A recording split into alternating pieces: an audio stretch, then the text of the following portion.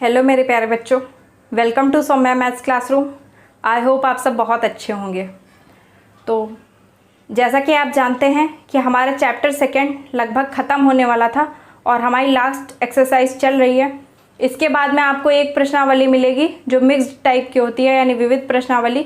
तो वो आपको खुद लगानी होती है। मैंने बताया था कि मैं सभी क्वेश्चंस को बता देती हूँ, अपनी जो पहले की एक्सरसाइज होती हैं और उनसे मिलकर के जो मिक्स्ड एक्सरसाइज बनी होती है वो आपको खुद लगानी होती है। तो लास्ट एक्सरसाइज के कुछ ही क्वेश्चंस बाकी हैं, तो मैं ये सोच रही हूँ कि आज अपनी इस एक्सरसाइज को ख़त्म कर देते हैं। फिर नेक्स्ट वीक क्योंकि अब आपको नेक्स्ट वीक में ही क्लासेस मिलेंगी, तो नेक्स्ट वीक से हम अपनी अगली एक्सरसाइज को स्टार्ट करेंगे। तो चलिए चलते हैं अपनी एक्सरसाइज 2.3 को ख़त्म करने की तरफ।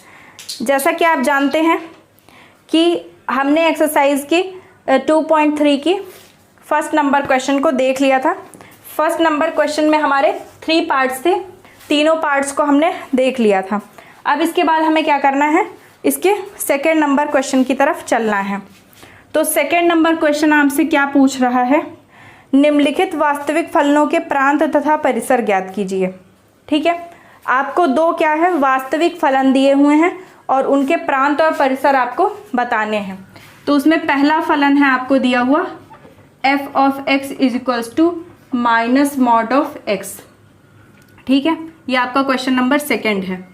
इसमें पहला क्वेश्चन क्या है, fx इज इक्वल्स टू दिया हुआ है माइनस मॉड ऑफ x।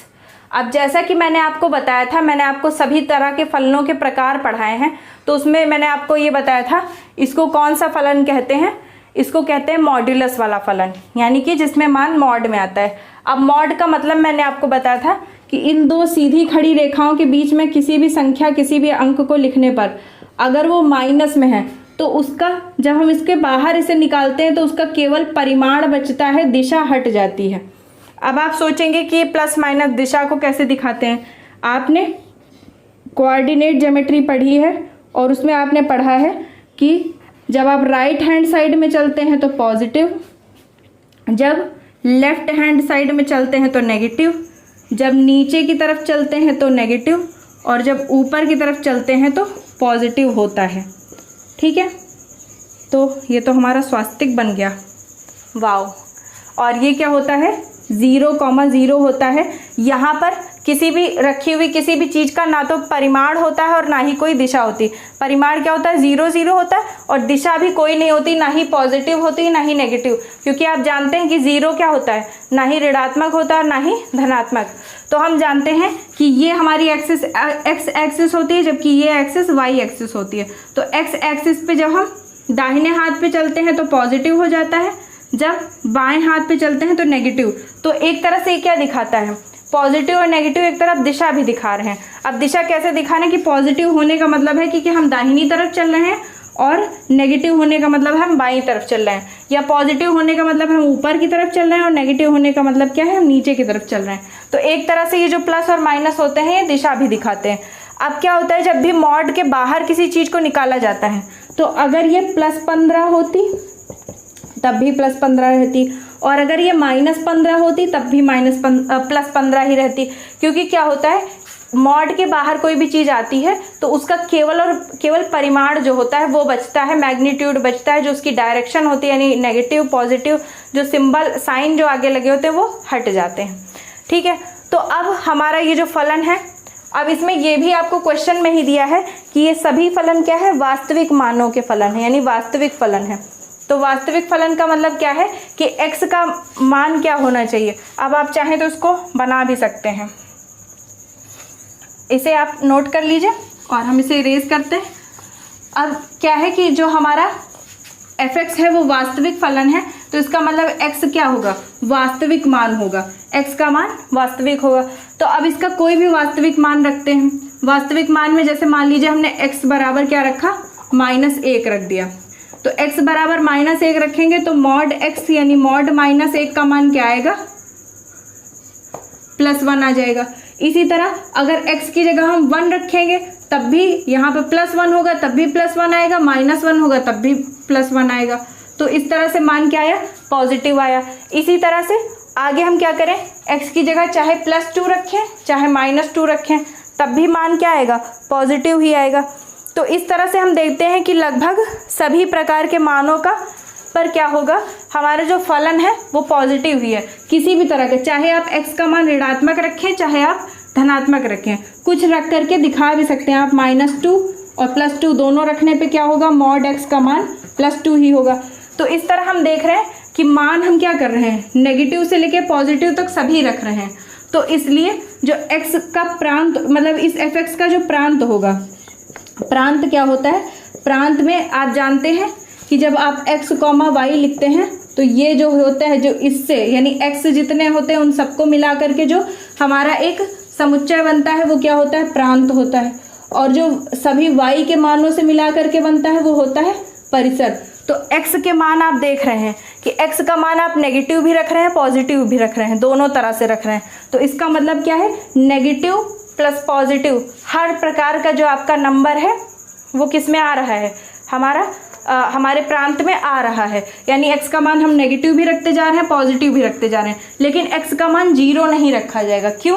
क्योंकि अगर आप यहाँ पर x का मान 0 रखते हैं तो 0 रखने की दिशा में क्या होगा, ये भी देख लीजिए। x बराबर अगर 0 रख दें तो मॉड x का मान क्या हो जाएगा, क्योंकि आप जानते हैं कि मॉड x के आगे माइनस लगा हुआ है, यहाँ पर क्या लगा हुआ है, माइनस।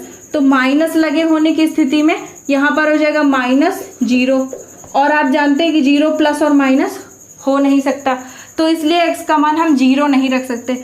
जब यहाँ पर -1 रखेंगे तो मॉड x होगा +1, लेकिन आप देख रहे हैं कि मॉड के आगे ही माइनस लगा है, मॉड के अंदर का माइनस तो हट जाएगा, लेकिन मॉड के आगे जो माइनस लगा हुआ है उसकी वजह से ये -1 आएगा। मॉड के आगे माइनस लगा है तो इसकी वजह से ये -2 आएगा। इसी तरह 3 रखने पर -3 या +3 कुछ भी रखने पर मॉड x का मान तो +3 होगा, लेकिन आगे माइनस लगा होने की वजह से यहाँ माइनस आ जाएगा।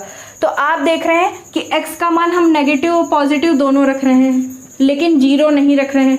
तो आप जानते हैं कि चाहे नंबर नेगेटिव हो चाहे पॉजिटिव हो, वो सब क्या होते हैं, रियल नंबर में आते हैं, 0 को छोड़ करके। क्योंकि 0 क्या है, कोई वास्तविक संख्या नहीं। आप जानते हैं वास्तविक संख्या होने का मतलब क्या है, जो चीज़ रियल में एग्जिस्ट करती हो। लेकिन 0 का कोई अस्तित्व तो नहीं होता, पर अन्य संख्याओं को अस्तित्व में लाने के लिए 0 की खोज बहुत ही ज़रूरी थी, जो हमारे ही देश के आर्यभट्ट जी ने की थी। तो 0 वास्तव में कोई चीज़ नहीं होती। अब जैसे कि आपसे कोई पूछे, कोई खाली जगह हो, कोई खाली कमरा हो, से आपको दिखाए, अब आपसे पूछा जाए कि यहाँ क्या है, तो आप ये नहीं कह सकते कि यहाँ 0 लाइट है, 0 पंखा है, 0 टेबल है, 0 चेयर है। इसमें हम क्या कह सकते हैं कि यहाँ कुछ नहीं है, क्योंकि जो चीज़ है ही नहीं उसको हम कैसे कह सकते हैं कि यहाँ पर नहीं है, जिसके बारे में हमें कोई नॉलेज ही नहीं है कि यहाँ किस चीज़ के बारे में पूछा जा रहा है। लेकिन क्योंकि 9 के आगे संख्या को बढ़ाने के लिए हमें 0 की ज़रूरत थी, तो इसलिए आर्यभट्ट जी ने 0 की खोज की थी। तो इसी वजह से क्या होता है, 0 की खोज नहीं, 0 का आविष्कार किया था। इसीलिए इसे खोज नहीं आविष्कार कहते हैं, क्योंकि खोज उस चीज़ की होती है जो चीज़ पहले से एग्जिस्ट करती है, उसे ढूंढा जाता है। लेकिन 0 कहीं भी एग्जिस्ट नहीं करता है, उसका इसीलिए आविष्कार हुआ था। आविष्कार मतलब क्या होता है, कोई चीज़ नई जब बनाई जाती है, यानी वो दुनिया में होती नहीं लेकिन उसे बना दिया जाता है। तो 0 क्या है, बनाई हुई चीज़ है। ये हमारी दुनिया में होती नहीं, इस नाम की कोई भी चीज़ नहीं होती, लेकिन उसे हमने सोचा कि अगर हमारे पास 0 नहीं होगा तो हम 9 से आगे नंबर नहीं बढ़ा सकते, इसलिए। तो आप देख रहे हैं कि जो प्रांत होता है वो हमारा x के मानों से बनता है। तो x के मान हमारे नेगेटिव भी जा रहे हैं और पॉजिटिव भी जा रहे हैं। इसका मतलब क्या है, लेकिन 0 नहीं जा रहा है। तो एक हम ऐसा नंबर सोचते हैं जिसमें पॉजिटिव नंबर भी आते हो, नेगेटिव नंबर भी आते हो, लेकिन 0 ना आता हो, क्योंकि नेगेटिव और पॉजिटिव दोनों पूर्णांकों में भी आते हैं। जो इंटीजर होते हैं वो क्या होते हैं, -∞ से +∞ तक होते हैं, यानी उसमें नेगेटिव नंबर भी आते हैं और पॉजिटिव भी आते हैं, लेकिन उनके साथ साथ 0 भी आता है। लेकिन रियल नंबर कौन से होते हैं, जिनमें 0 नहीं आता, नेगेटिव और पॉजिटिव वाले नंबर आते हैं। तो क्योंकि हमारा मान नेगेटिव है, पॉजिटिव है, लेकिन 0 नहीं है, तो इसीलिए जो हमारा प्रांत है वो क्या है, R, यानी वास्तविक संख्याओं का समुच्चय है। और जो परिसर है, अब परिसर में आप क्या देख रहे हैं, परिसर क्या होता है, y के मानों से बनता है, और y = ही fx होता है। हम जानते हैं, हमने शुरुआत में क्या समझा था, y = fx। अब आप देख रहे हैं कि fx = -mod x है, तो आप -mod x का मान जब निकालते हैं, mod x का मान तो हर जगह पॉजिटिव था, मॉड x का मान निकाला था तो हमने -1 का मॉड निकाला तो +1, -2 का मॉड निकाला तो +2, लेकिन आगे माइनस लगा होने की जगह हर जगह पर मान क्या आ रहा है, नेगेटिव आ रहा है। तो परिसर हमारा कैसा होगा, परिसर हमारा केवल और केवल क्या होगा, नेगेटिव ही होगा, उसमें कहीं भी पॉजिटिव चीज़ हमें मिल नहीं रही है। जैसा कि आप देख रहे हैं कि हर बार क्या है, मॉड x का मान तो पॉजिटिव आता जाता है, लेकिन उसके साथ में जो जुड़ा हुआ हमारा मॉड x का मान तो पॉजिटिव है, लेकिन उसके साथ में आगे माइनस लगा होने की वजह से हर जगह मान नेगेटिव मिल रहा है। तो परिसर क्या होगा, माइनस अनंत से लेकर के 0 तक होगा, क्योंकि -इन्फिनिटी से हम शुरू करेंगे और 0 तक आएंगे तो सभी नेगेटिव नंबर मिलेंगे, लेकिन पॉजिटिव वाला नंबर कहीं पर भी नहीं मिलेगा, क्योंकि पॉजिटिव नंबर क्या होते हैं, 0 के बाद में शुरू होते हैं। 0 के इस तरफ 1 2 3 4 होते हैं, 0 के इस तरफ -1 2 3 4 होते हैं। और ये छोटा ब्रैकेट लगा होने का मतलब है कि ना ही कहीं उत्तर 0 मिलेगा और ना ही कहीं उत्तर माइनस अनंत मिलेगा। आपने देखा कि हम यहाँ पर 0 तो रख ही नहीं सकते, तो जब 0 रख नहीं सकते तो 0 भी कहीं नहीं मिलेगा, और इन्फिनिटी कुछ होती ही नहीं है तो इन्फिनिटी भी हमको कहीं नहीं मिलेगी। तो इसीलिए हमने ये छोटे ब्रैकेट लगाए। आपको मैंने बताया था कि ये वाले ब्रैकेट क्या होते हैं, छोटे ब्रैकेट होते हैं, और उनको लगाने पर क्या होता है कि इधर इधर के मानों को नहीं लिया जाता, इनके बीच में जो मान आने वाले होते हैं वही उत्तर में मिलते हैं। जबकि बड़ा ब्रैकेट लगाने का मतलब क्या होता है कि बीच के मान के साथ साथ में ये वाले मान भी लिए जाते हैं जो किनारे लिखे हुए होते हैं। तो आप इसको नोट कर लीजिए। आई होप आपको ये क्वेश्चन अच्छे से समझ में आ गया होगा। असल में मैं बार बार आज स्क्रीन से बाहर इसलिए हो रही हूँ क्योंकि मैंने आज अपनी टेबल को हटा दिया है यहाँ से, तो बड़ी प्रॉब्लम हो रही है, बार बार इधर उधर जाना पड़ रहा है। तो आप जल्दी से स्क्रीनशॉट ले लीजिए इसका।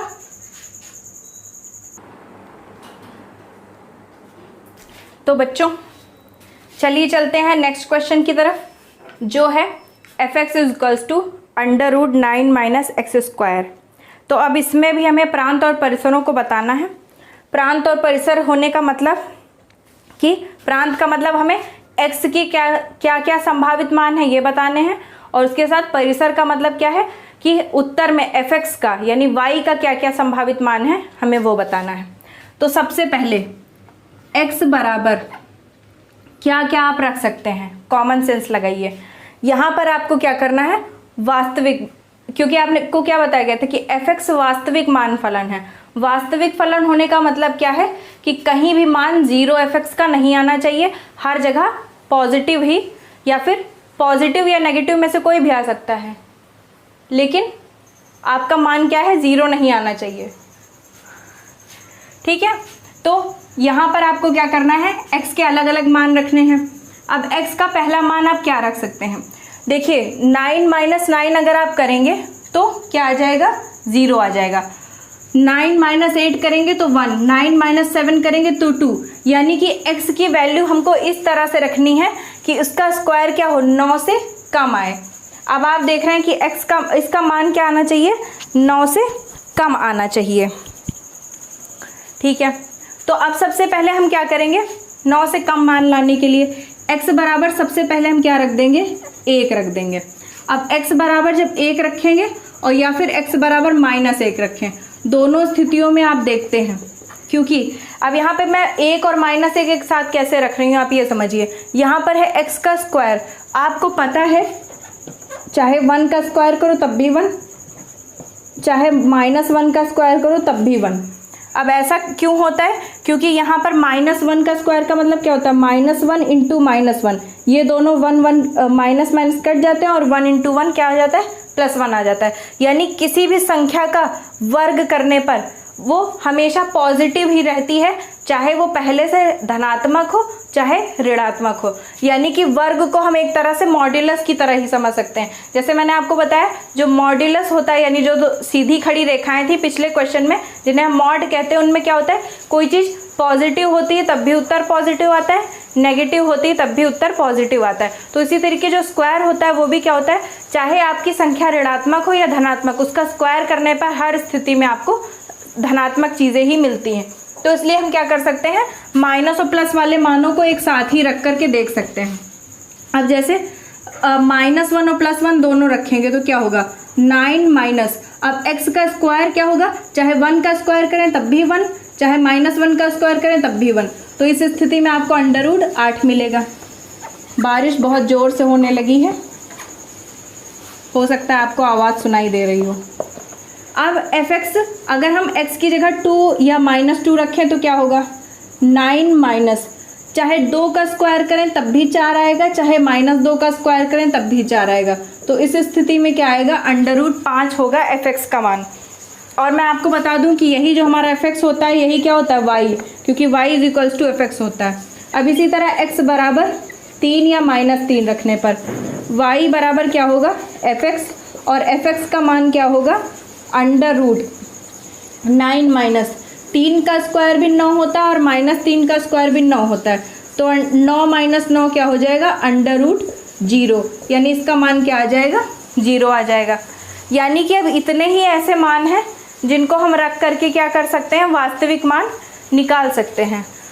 अब इसके बाद में इसके आगे बढ़ने पर अगर हम यहाँ 4 ले आएँ, तो अगर हम क्या करें, x का मान 4 रखें तो 4 का स्क्वायर क्या हो जाएगा, 16 हो जाएगा।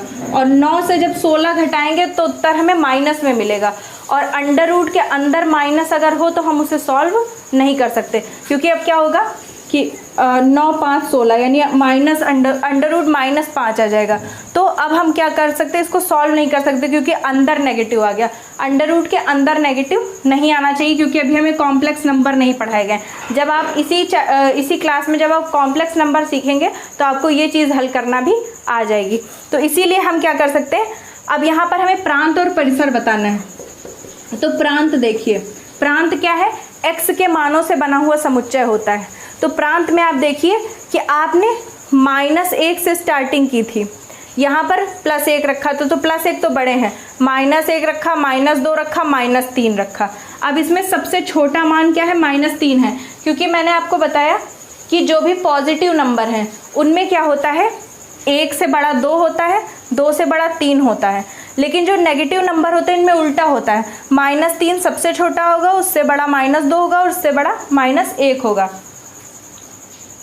तो अगर हम प्रांत की बात करें तो उसमें हम देख रहे हैं कि x का मान कहाँ कहाँ से जा रहा है, -3 से शुरू हो रहा है। -3 से बड़ा -2, उससे बड़ा -1 रखा, उससे बड़ा +1 रखा, उससे बड़ा +2 रखा और सबसे बड़ा +3 रखा। तो यानी कि हम देख रहे हैं कि जो हमारा x का मान है वो या तो -3 से बड़ा है या उसके बराबर है, और या फिर +3 से छोटा या उसके बराबर है। या आप यहाँ भी लिख सकते हैं नीचे, -3 से बड़ा या बराबर, +3 से छोटा या बराबर। यानी कि मान कहाँ से शुरू हुआ है, -3 से शुरू हुआ है, +3 तक जा रहा है। -3 के बराबर है या उससे बड़ा मतलब -2 है, उससे बड़ा मतलब -1 है, उसके बाद में +1 है, फिर +2 है और +3 है। और कॉमा लगाकर आप ये भी लिख सकते हैं, x belongs to capital R, यानी कि कहीं भी मान हमने क्या रखा है, 0 नहीं रखा है।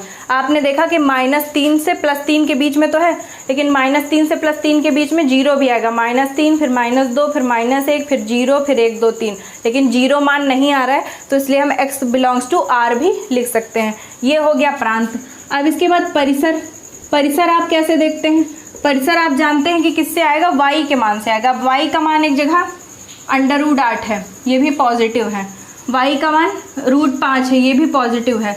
y का मान यहाँ पर 0 है, ये भी पॉजिटिव है। तो आप हर स्थिति में क्या देख रहे हैं कि y का जो मान है वो क्या आ रहा है, पॉजिटिव ही आ रहा है हर तरह से। तो अब हमारा परिसर क्या होगा इसमें, एक सेकेंड, हमारा परिसर क्या होगा, परिसर हमारा धनात्मक होगा। इसमें क्या होगा, इसका मान आप ये भी लिख सकते हैं fx का मान या फिर x का मान ही।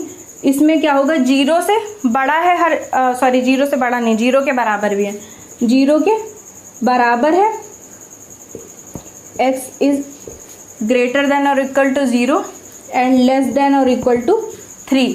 0 से बड़ा है और 3 से छोटा है। और 3 से छोटा कब आएगा, जब यहाँ पर आप x बराबर 0 रखेंगे। अगर मान लीजिए यहाँ पर हम x बराबर 0 रख दें तो क्या आएगा, fx का मान क्या आएगा, 9 - 0 का स्क्वायर, यानी 9 √9 और √9 का मान क्या हो जाएगा 3।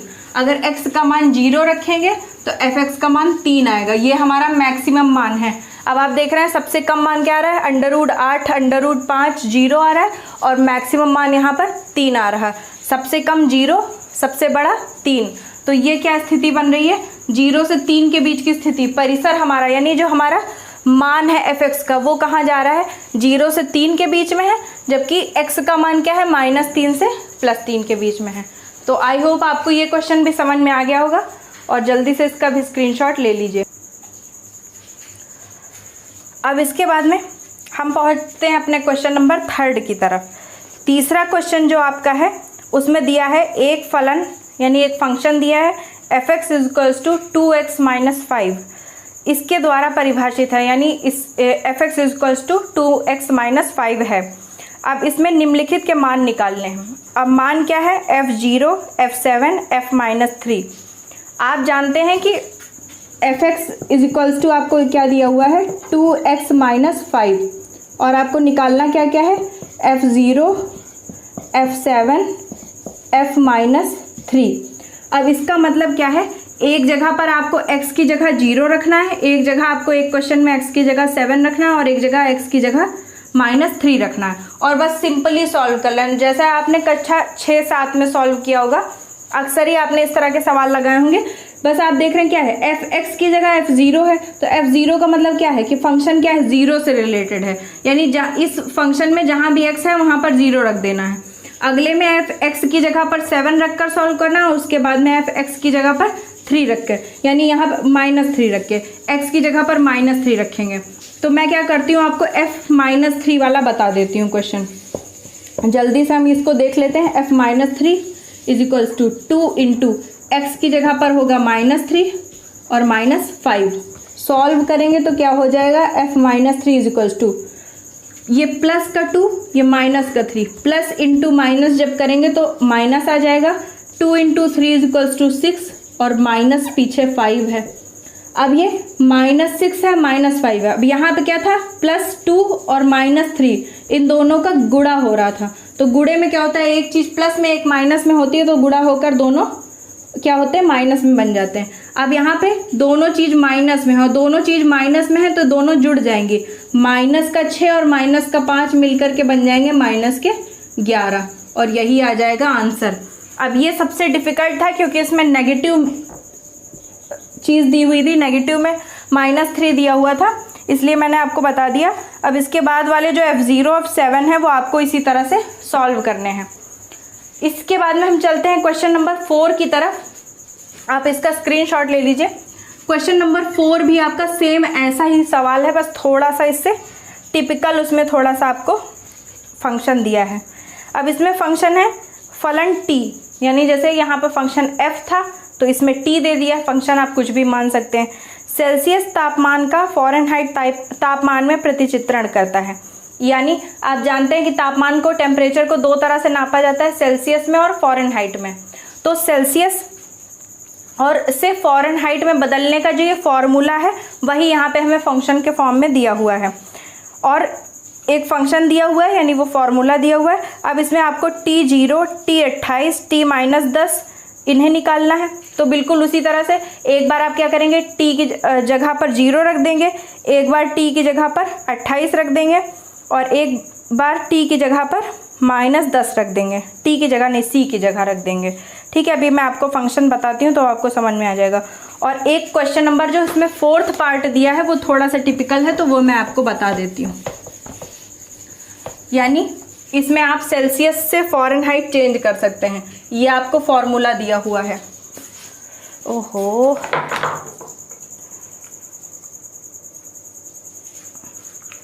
फॉर्मूला है आपका TC फॉर्मूला है TC = 9C/5 + 32। यानी इसमें आप क्या कर सकते हैं, C = मतलब क्या होता है, डिग्री सेंटीग्रेड, और इसे फ़ारेनहाइट में चेंज किया जा सकता है। तो यहाँ पर भी आपको T0 का मान निकालना है। तो T0 का मतलब क्या है, C की जगह पर 0 रख के हल कर लीजिए। t -10 निकालना है, यानी c की जगह -10 रख के हल कर लीजिए। t 28 निकालना है, यानी c की जगह पर 28 रखकर 28 गुणे 9 करिए, फिर उसमें 5 से भाग करिए, आखिरी में 32 जोड़ दीजिए।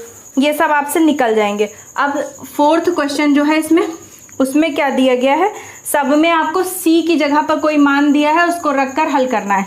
जबकि इसमें क्या दिया गया है, c का मान निकालिए, यानी c को ज्ञात करना है, और tc का मान दे दिया गया है। tc का मान दे दिया गया है 212। यानी सब में क्या है, आपको इसका मान निकालना है और इसका यानी c का मान दे दिया है। इसमें आपको उल्टा कर दिया गया है, इसका मान दे दिया गया और c का मान निकालना है। तो tc की जगह क्या है, 212 बराबर 9c/5 + 32। ठीक है, यही आपका क्वेश्चन है, 9c/5 + 32। अब सबसे पहले +32 को आप इधर करेंगे तो हो जाएगा -32, तो 212 में हो जाएगा -32, यानी ये 212 पहले से था, +32 इधर आया, -32। 9c/5 हल करेंगे तो 9c/5 = क्या होगा, 212 से 32 को घटाइए, 2 से 2 घट गया 0, यहाँ 1 है, 1 का मतलब यहाँ पे हासिल लेकर 11 हो गया, 8 बचा और यहाँ पे बचा 1, 180 हो गया। यानी 9c/5 = 180 आ गया। अब आप 9 से इसको भाग कर सकते हैं, 9 दून 18 और 0, और फिर उसके बाद में हल करेंगे तो c बराबर क्या आएगा, c बराबर इधर राइट हैंड साइड में है 20, यानी 20 आया है, और यहाँ c के अपॉन में 5 है, अपॉन वाला 5 जब इधर जाएगा तो हो जाएगा × 5। अब 20 × 5 बराबर क्या होता है, 100 होता है। यानी अगर c बराबर 100 डिग्री सेंटीग्रेड हो, यानी किसी इंसान के शरीर का टेम्परेचर 100 डिग्री सेंटीग्रेड हो, तो फ़ॉरेनहाइट में वो क्या आएगा, 212 आएगा। ठीक है, तो आप जल्दी से इसका भी स्क्रीनशॉट ले लीजिए और बाकी बचे क्वेश्चंस को लगाने की कोशिश करिएगा। बच्चों, हमारा लास्ट क्वेश्चन बचा है जिसमें 3 पार्ट हैं। क्वेश्चन नंबर 5 है जिसमें आपको सभी फलनों का परिसर बताना है। इसमें 3 पार्ट दिए हुए हैं। इन तीनों क्वेश्चंस को हम जल्दी से समझ लेते हैं। आज की क्लास को यहीं पर वाइंड अप करेंगे और उसके साथ में हमारा ये चैप्टर भी यहीं पर ख़त्म हो जाएगा। तो जल्दी से समझते हैं। पहले क्वेश्चन में आपको दिया है f(x) = 2 - 3x, x belongs to r and x is greater than 0। यानी फंक्शन ऑफ x का मान क्या है, 2 - 3x, और x बिलोंग्स टू r, यानी x एक वास्तविक संख्या है और x का मान क्या है, 0 से बड़ा है। तो 0 से बड़ा होने का मतलब है कि x के आपको सभी मान क्या रखने हैं, पॉजिटिव रखने हैं। 0 से बड़ा यानी 1 2 3 4 5 ऐसे रख सकते हैं। अब मन ही में कुछ मानों को रख करके हम सॉल्व करने की कोशिश करते हैं और देखते हैं f(x) का क्या मान आता है। x का मान जब आप 1 रखेंगे तो 3 × 1 यानी 3 आएगा। 2 से 3 को घटाएंगे क्योंकि 2 छोटी संख्या और 3 बड़ी संख्या, तो उत्तर आएगा माइनस में। फिर जब x की जगह 2 रखेंगे तो 3 दूनी 6। अब 2 छोटी संख्या है, 6 बड़ी संख्या, उससे भी घटाएंगे तो उत्तर आएगा माइनस में। फिर x बराबर +3 रखना है क्योंकि x क्या है, 0 से बड़ा, यानी पॉजिटिव ही मान रखने हैं। तो x बराबर 3 रखेंगे, 9 आ जाएगा।